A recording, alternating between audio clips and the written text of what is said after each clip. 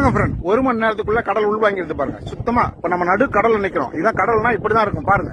கடல்ல பாசி சேறு சகதியமா படர்ந்து இருக்கும்.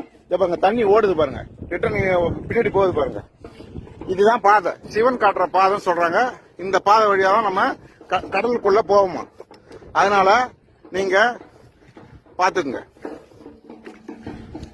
சேரும் சகதியமா இருக்குது. இதுதான் கோவில். இந்த பாதை வழியா தான் சிவன் காட்டுற பாதைன்னு சொல்றாங்க. இந்த பாதை வழியா தான் நாம கோயிலுக்கு போகணும். கரெக்டா சரியா இன்னும் 1 மணி நேரத்துல இந்த கோயில் தண்ணியில மூழ்கிடும். அதுக்குள்ள நாம சாமி தரிசனம் பண்ணிட்டு வந்துடணும். பாத்துங்க, இதுதான் அந்த கோவில். பாத்துங்க, சரியா 1 மணி நேரத்துக்கு அப்புறம் கோயில் கொடி மட்டும் தான் தெரியும், மீதி தெரியாது. கடல் ஃபுல்லா மூடி கடற்கரைக்கு வந்துடும். அது பாருங்க, கடற்கரை அது தெரியுது பாருங்க, அந்த கடற்கரைக்கு வந்துடும். இப்ப நம்ம ஆழ்கடலுக்குள்ள இருக்கிறோம்.